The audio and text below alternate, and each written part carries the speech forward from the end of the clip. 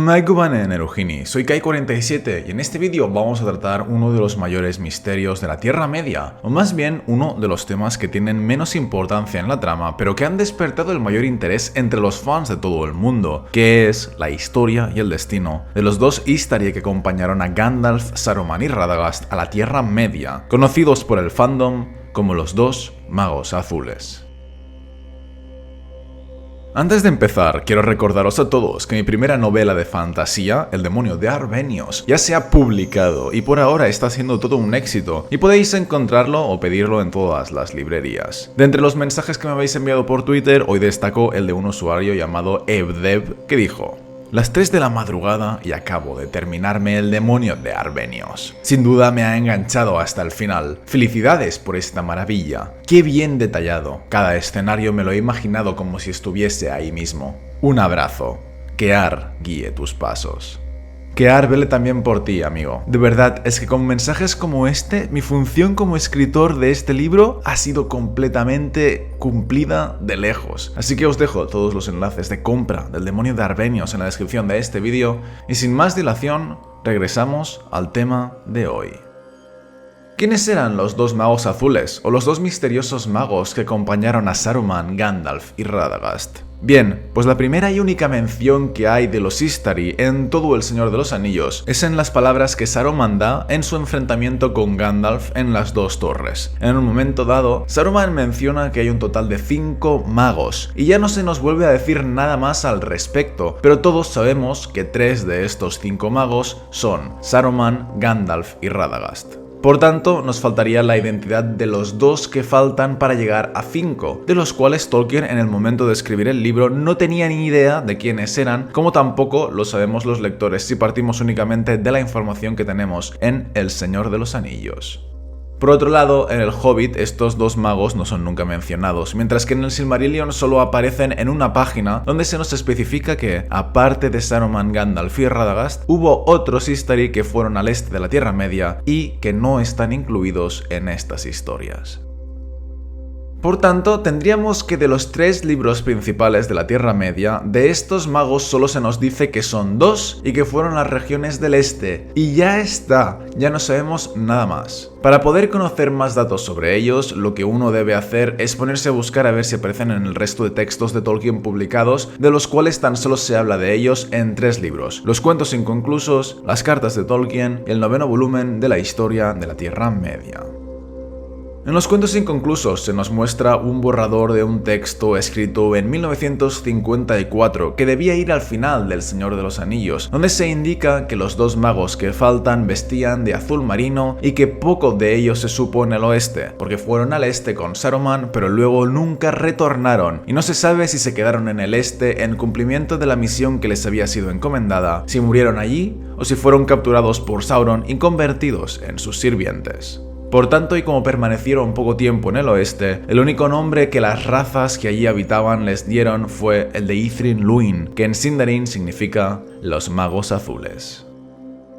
Tras eso, se nos menciona en un esbozo muy apresurado que escribió Tolkien no sabemos cuándo, que el primero de los 2 magos fue enviado por Orome y se llamaba Alatar, y que Alatar escogió como compañero a un amigo que se llamaba Palando. Esto es todo lo que se dice sobre los 2 magos que faltan en los cuentos inconclusos, que como veis es muy poco, pero mejor poco que nada. Así que ahora pasamos a las cartas de Tolkien, donde estos 2 misteriosos magos son mencionados concretamente en la carta 211, que fue escrita en 1958 como respuesta a un fan que le preguntó cuáles eran los colores de los 2 magos que no tenían nombre. A eso Tolkien respondió que en El Señor de los Anillos no aparecen los colores de estos 2 magos porque él mismo no lo sabía, e incluso dudaba de que cada uno de los magos tuviera un color distinto, puesto que la distinción entre Saruman, Gandalf y Radagast, como el blanco, el gris y el pardo, se debía solo a que los 3 permanecieron en una región relativamente pequeña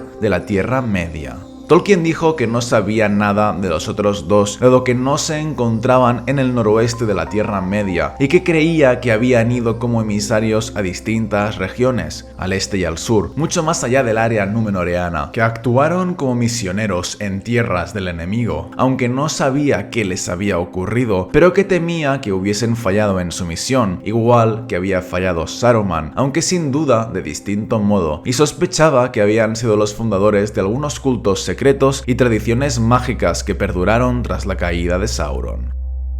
Para acabar, en el 9º volumen de la historia de la Tierra Media, titulado Los pueblos de la Tierra Media, se incluyen unas notas muy en borrador escritas mucho después de todo lo que hemos visto hasta ahora y que quizá fechan de 1972, en las que Tolkien dijo que los dos magos que faltan nunca fueron vistos en las tierras al oeste de Mordor y cuya existencia solo se conoce por las palabras que dijo Saruman en Orthanc, aunque en realidad el hecho de que eran 5 magos era información secreta que dejó escapar en aquel momento de ira. Luego hay otra nota en la que añadió que estos dos magos no llegaron en la tercera edad, sino en la segunda, cuando Sauron se alzó, y que su tarea era burlar a Sauron, ayudar a las pocas tribus de los hombres que se habían rebelado contra la adoración de Morgoth, provocar revueltas, y después de la última alianza, hallar el escondite de Sauron, aunque en eso fracasaron, y causar desorden entre el oscuro este. Así se concluye que debieron tener gran influencia en la segunda y tercera edad al debilitar y desordenar las fuerzas del este, que de otro modo en la tercera edad habrían superado al oeste.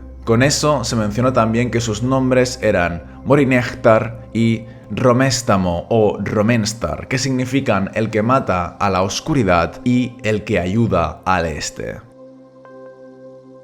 Con esto terminan todas las referencias y menciones que hay sobre los otros dos magos en todos los textos escritos por Tolkien, así que como veis es poquísimo y la información se contradice en sí misma. A modo de resumen podríamos decir que en 1954 Tolkien escribió que ambos vestían de azul marino y se les llamaba Ithrin Luin o magos azules, que fueron al este con Saruman y, al contrario que él, nunca retornaron y que no se sabe si se quedaron en el este, si murieron o si fueron capturados por Sauron y convertidos en sus sirvientes. Luego, en un esbozo muy apresurado que no sabemos de cuándo fecha, se nos dijo que estos dos magos se llamaban Alatar y Palando y que fueron enviados por el Vala Orome, mientras que en 1958 escribió una carta a un fan diciéndole que no sabía de los otros dos magos, ni sus colores ni sus nombres, y que suponía que habían ido al este o al sur como misioneros en tierras del enemigo, pero que no sabía qué les había ocurrido, aunque debían de haber fallado en su misión y quizá habían sido los fundadores de cultos mágicos secretos.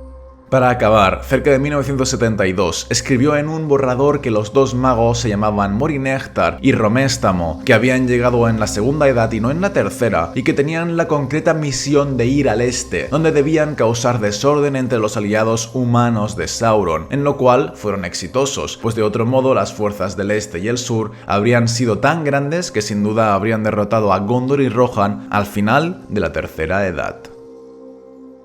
Como veis, esto es muy complicado, porque ¿cómo sabemos qué textos debemos tener en cuenta? No pueden ser todos canónicos, dado que en 1958 escribió que no sabía ni los nombres ni los colores de los dos magos, cosa que se contradice con el texto de 1954, donde sí sabía por lo menos que eran azules, y los dos nombres de 1972 no coinciden con los del esbozo apresurado, así que no sabemos si unos sustituyeron a los otros o si unos son los verdaderos nombres y los otros son solo unos apodos que les dieron más tarde. Además, la afirmación escrita en 1972 de que los dos magos tuvieron éxito en su misión de debilitar las fuerzas del este contradice también lo escrito en los cuentos inconclusos, donde se especifica que solo Gandalf, de entre los 5 magos, acabó cumpliendo su misión y que él fue el único de los 5 en regresar a Valinor. Entonces, si los otros dos magos también tuvieron éxito, ¿por qué se escribió que no les dejaron regresar nunca a Valinor? Lo que yo diría habitualmente es que los escritos más tardíos prevalecen siempre sobre los más antiguos, porque están más cercanos a la concepción final que tuvo Tolkien sobre este o sobre cualquier otro tema. Y también que los textos más claros prevalecen por encima de los borradores o las notas apresuradas, porque si nunca se pasó a limpio, puede significar que no era más que una idea que fue rápidamente desechada.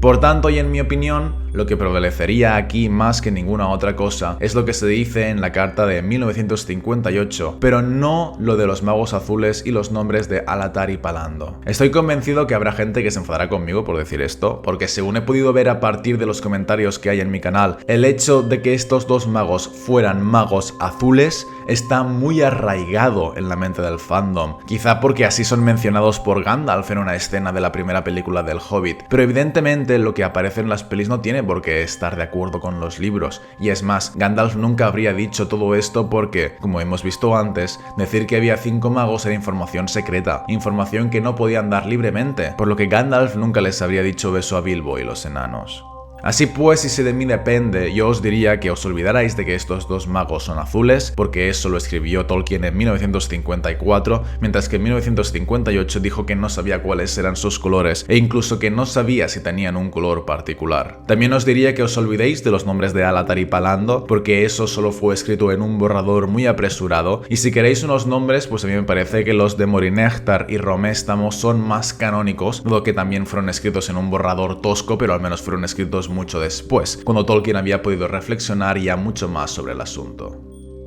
En conclusión, si me viera obligado a esbozar una historia final para estos dos personajes a partir de todo lo que sabemos, yo diría lo siguiente. Los dos magos que faltaban eran Maiar, igual que Gandalf, Saruman y Radagast, por lo que fueron creados por Eru y Ilúvatar al principio de todo y participaron en la música de los Ainur, bajaron luego a Arda junto con los Valar y el resto de Maiar y allí lucharon contra Morgoth en sus primeras guerras. Tras instalarse en Valinor, vivieron con los elfos Noldor, Panyar y Teleri, que acudieron con Orome y tal vez acabaron participando al final de la primera edad en la Guerra de la Cólera contra Morgoth. En la segunda edad, cuando Sauron se levantó y se hicieron los Anillos de Poder, los Valar decidieron enviarles a ellos dos a la Tierra Media en forma humana con la concreta misión de ir al este y evitar que las tribus de los hombres que ya habitaban se unieran todas a Sauron. Los dos magos así lo hicieron, y parece que tenían los nombres de Morinehtar y Roméstamo, aunque no sabemos sus colores. No sabemos si acudieron solo al este, o si también fueron al sur en algún momento, pero en cualquier caso sí sabemos que al noroeste estuvieron muy poco, tan poco que los habitantes de allí ni siquiera llegaron a verles o a conocerles. Por tanto, permanecieron alejados, en el este, hasta el fin de la segunda edad, y luego toda la tercera edad entera, y sobre lo que les pasó hay varias teorías.